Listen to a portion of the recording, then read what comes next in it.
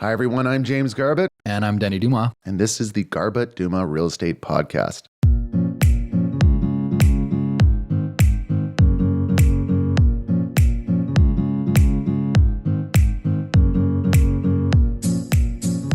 I think the idea of owning a single-family home is starting to evaporate in Greater Vancouver. And we'll clarify what that means a little bit, but it wasn't too long ago, maybe half a generation ago, 25 years ago maybe, where like the long-term goal for almost everyone in Greater Vancouver was, I want to own a single-family home, I want to have a big backyard for my kids and dogs to run around in.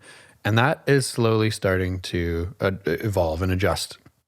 As real estate prices continue to climb, as our city continues to become more and more desirable to live in worldwide, we are seeing young families adjust the way that they're living. And in a lot of cases, that is into strata. In some neighborhoods that have half duplexes, that is into half duplexes or townhomes. And I think they are just adjusting their lifestyle slightly to be okay with less outdoor space, to be okay with shared walls in the for the purpose of living in the city that they want to live in. Examples. To get into a townhome in the Tri-Cities, let's say on the low end, probably $850,000. Same area, single family, probably on the low end, 1.4, 1.5. So those numbers are becoming unachievable for a lot of young families, at least in the early part of them having a family in their mid to late 30s. And I think it's going to continue to go that way. I think developers and cities are going to continue to evolve to build more and more spaces that are built for young families with, maybe 2 to 3 children. Probably doesn't fit a family like mine with 6. But I think cities will just continue to evolve to be more townhouse and duplex oriented to fit more families for lower prices with slightly less space in desirable neighborhoods. Yeah. I mean, if you look at other parts of the world that have large cities with long histories, there's many families that live in apartments, townhouses, row homes, more densified housing. Mm-hmm. It's common. It's, especially you name it. Vancouver's a relatively small city on a global level. But I've been a realtor since 2008, and over my career, even at the very beginning of it, I noticed people of my age and era that were young families looking to get a detached home, starting to see that dream fade. We all had memories of chasing butterflies and blowing bubbles behind white picket fences, a quiet tree-lined street, but it's not the same as it was before. And I do think there are some pros to the new age, the new family house. And the new family house is something that's more densified, more stratified. That's not, call it an 8,000 square foot lot with a standalone 3,000 square foot home. Historically, school teachers, police officers, firemen, they used to be able to purchase these homes. But if you look at the salaries of these careers and you look at the price points of these homes are now $1.8 million, it doesn't make sense. You need to either come into money or you need to be wealthy or have a high income.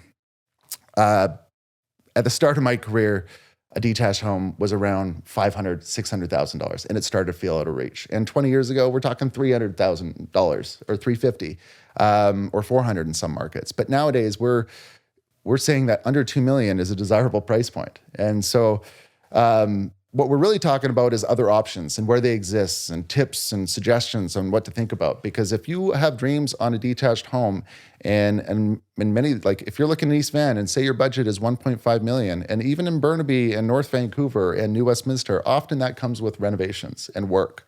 And in many cases, that's a year of your excess time and energy going into it. And at the end result, in many cases, you're getting a mediocre layout. You might be getting a 1960s post-war box that has 900 square feet of floor, small bedroom, small closet, small kitchen. And I think the purpose of this episode is to let you know there's other options out there. And those other options are townhouses and half duplexes. And we've been preaching townhouses a lot because in a lot of the markets we sell in, they're pretty prominent. And half duplexes are prominent in other markets. So, Denny, where do we begin with this? Because I think, in short, I think a lot of people need to know that the layout and floor plan of, say, if I were looking at North Vancouver, a $1.2 million to $3 million townhouse will have often a better layout and floor plan than a $1.8 million house. Oh, yeah. And the downside is you don't get that white picket fence with a massive backyard and a standalone house. But the upside is you're usually surrounded by many other young families. So if you have young kids in these neighborhoods, they're loaded with kids. Kids playing hockey in the streets or what do you name it. But if you have young kids, townhouse complexes are often loaded with young families. And I think it's a great option for more and more people to consider. Denny, where do they exist? Where would you start looking? Like if you're a home buyer and you're open-minded to the Lower Mainland, maybe let's start with the Tri-Cities. Let's make what would be your suggestions on where to focus your energy? It's a loaded question. I think one other big benefit to point out is cities are evolving in a way that more density is close to amenities and SkyTrain and transit. So in a lot of cases now, the townhouse complex, yes, you're going to be surrounded by young families. Yes, there's going to be lower maintenance. Someone like me really appreciates lower maintenance. But you're also going to be walking distance to probably the best features of that municipality that you're living in. The single families are getting farther and farther away from those amenities because they're tearing them down to build more higher density stuff around neighborhoods. So I think that is also a pro of shifting gears towards potentially strata or half duplex or townhouse is proximity, walkability, because they are building them in higher density neighborhoods close to transit and amenities. I think, one, you're absolutely right. It's inevitable. It's the way the future is going. But certain markets don't have enough of them, and they're not making a lot of them. Like if you look at New Westminster, for example, there's not a lot of townhouses north of the Fraser River. Queensborough has a lot of them. So New Westminster is a unique one where there is a lot of rezoning potential in the official community plan that allows for future townhouses. But when you do the math, and you look at the timeline and the uncertainty of the 3-year process to rezone, the uncertainty of NIMBYism, knowing if neighbors are going to uproar, knowing if council's going to vote your approval, and the gain of density that you actually get, it's a very low return on energy compared to other options. So that's why you don't see a lot of new townhouses hit in New Westminster. There's just not enough incentive to encourage investment. When I have families looking for a family home in New West, the frustration is there's not a lot of townhouses and there's not a lot of houses. And the houses that come up can range from 120 years old to 60 years old or newer, but if their budget is close to $1 million, it's going to be a fixer-upper house. And if they wait for the next townhouse, there's usually competition. Some areas that go under the radar, Burnaby East has more larger, older townhomes than other areas. And I will say one suggestion, and this probably applies to a lot of markets, North Vancouver, Port Moody, Burnaby, even New West. Older townhomes have often fantastic layouts. Older townhomes can be large. Older townhomes, when I say older, I mean 1990s, 1980s.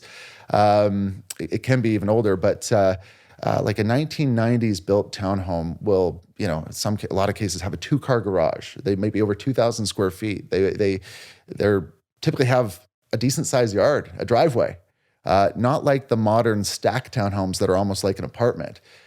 So, if you're in Port Moody on Heritage Mountain or in North Vancouver, you'll often find that you might get a far better family layout in a townhouse for a much better price than you'd be spending $500,000 more for a worse layout for a detached home.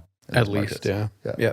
So I think the sum is like the older townhouse, I think, is going to get increasingly desirable because of the size. I think it already is desirable for some that need the space for their family. But the way that they're making newer townhomes tighter and skinnier, I think that will always have a market because they can seem to fit 3 bedrooms and less square feet these days. But one suggestion would be open-minded to older townhomes. I think a good point is that they just are not building enough of them currently. Yeah. As single family get more and more out of reach for a lot of normal people who were born and raised in Greater Vancouver and are raising families now in Greater Vancouver, the single family is just out of reach. And so where are they going for more space? They're going to townhomes, but there just aren't enough of them. Like the average price point of a townhouse last year in Port Moody was over $1 million. Port Coquitlam, I don't have the exact number, but I would guess in like the 850 range. And that's only going to continue to go up just because of the lack of supply comparatively to how many people, like what percentage of our clientele every year are upsizing? 75? A lot, yeah. The majority. At least 60 anyway. Yeah, a lot. Yeah. And where are they going? You know, a select few are upsizing the single family homes, but the majority of them are looking for townhomes in good neighborhoods like the Tri-Cities, and there just are not enough. Port Coquitlam maybe is doing a better job than most municipalities in terms of building for a future, right? not for 25 years ago, like some cities that won't be named.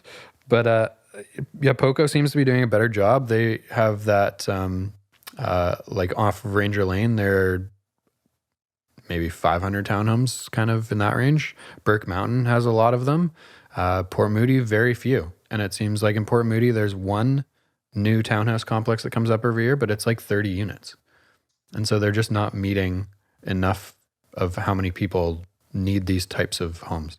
If a new townhouse complex were to get developed, it would also likely be smaller units. Like they would likely be 1,300 would be the common size, and 1,600 might be the large end unit. Yeah.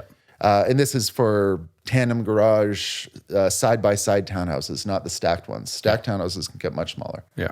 Yeah. And what we tend to find with those, so if you buy a 13,000 or 1,350 square foot tandem garage 3-bedroom, it's a pretty tight living space versus a 2,100 square foot 30-year-old townhouse. You're going to feel less of a pinch for space as if you have young kids as they get older. And we do notice that even in the townhouse is the new house is what we're kind of talking about here, but size matters.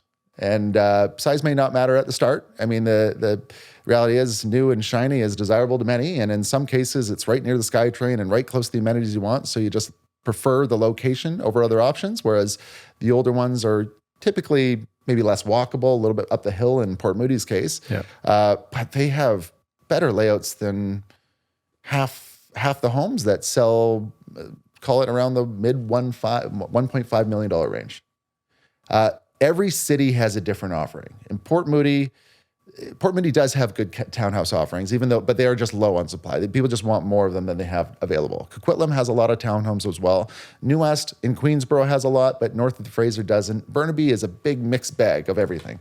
Burnaby has, for the amount of properties there, it's probably low on townhomes, but they have a wide range of everything. They have some really spaced out large and older townhomes at the bases Simon Fraser University, and they have a lot of high density townhomes, say by Metrotown and Brentwood. Burnaby's like 3 cities in one, so it's a hard one to really compare. North Vancouver, great townhouse options. I'd say most families looking out that way, if you're struggling to find a detached home, consider making the pivot. And East Vancouver, I would say, is low on townhouses, unless you're looking in Champlain Heights, which is in the southeast corner of Vancouver. And a lot of that is leasehold land, so just be aware of that, which is okay too. But a little bit cheaper price point because it's not freehold. But East Van is loaded with half duplexes. So not all these markets offer half duplexes. New Westminster doesn't have many. Port Moody doesn't have many. I don't think Coquitlam has many. Burnaby has a few. North Van has a few in some areas east of Lonsdale, but East Van has far more half duplex options than townhouses. And I think if you're a family looking for a place and you like that urban life, consider a half duplex. We happen to be listing a beautiful one, not that this is for everyone, but to give you an example of value. At this moment, we're February 2023, custom built, Woodland Grandview neighborhood, 1,600 square foot, 4-bedroom, 3.5 bath, front back duplex, so 1,600 square foot aside. They're running about 1.8 to 1.9 million. I mean, that's brand new. So there's GST there as well. Brand new. If you're looking at something that's, let's say, 20 years old in that exact neighborhood, is that 1.5, 1.6 right now? Yeah, I would say Similar so. size, Sometimes you can, I mean, it depends on the size. There are half duplexes that are 12, 1,300 square feet, but I think 1.5, 1.6 is good for something that's 20 years old. 1.6 to 1.7 is good for maybe something that's 0 to 10 years old, but like basic finishing or not as desirable of a street. But 1.8 is tree lined street, close to commercial drive, good block, good pocket, and exceptional design and development. So that's on the high end. Yeah. And East Burnaby has duplexes as well, but East Burnaby also has townhouses. So all the overall message is more and more people are going to be living in stratified homes.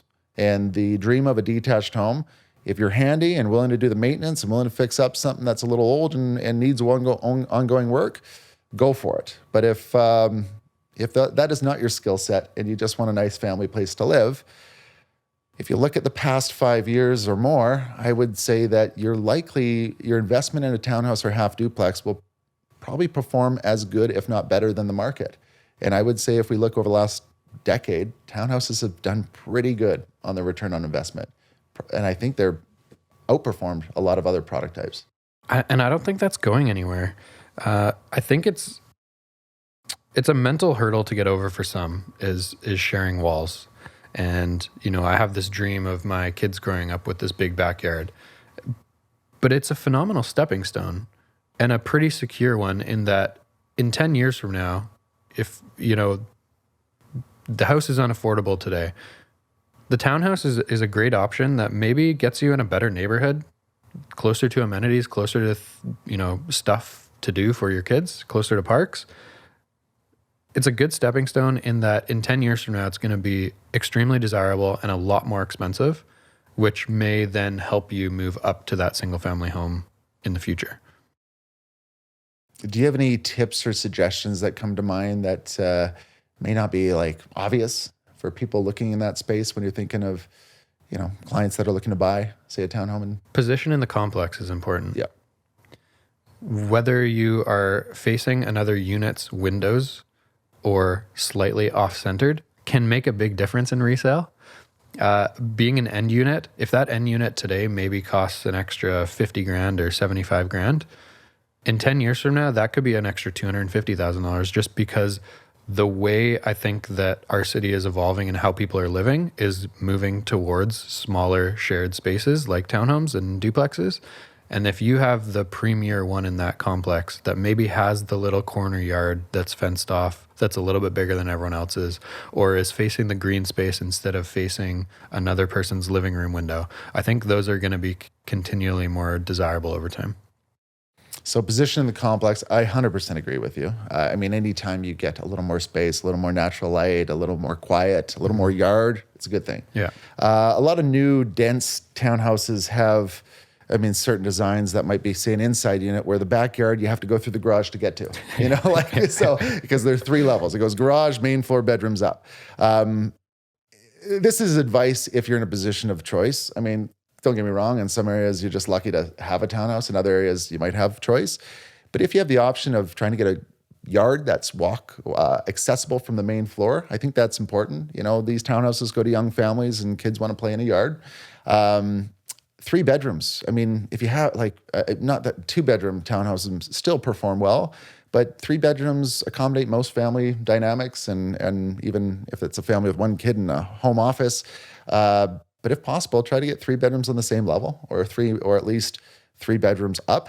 If you have 2 bedrooms up and 1 in a basement, it's a little bit different for some. As I mentioned, old is okay in a lot of markets. New comes with less space, old comes with more space. Strata fees. When you're buying into a townhouse-only complex, the strata fees are reasonable. They tend to be lower unless there's significant work needed. And some of these older places, they're spending a lot of their budget on landscaping and fixing fences and fixing siding and updating the complex. So that does come with the turf of an older place.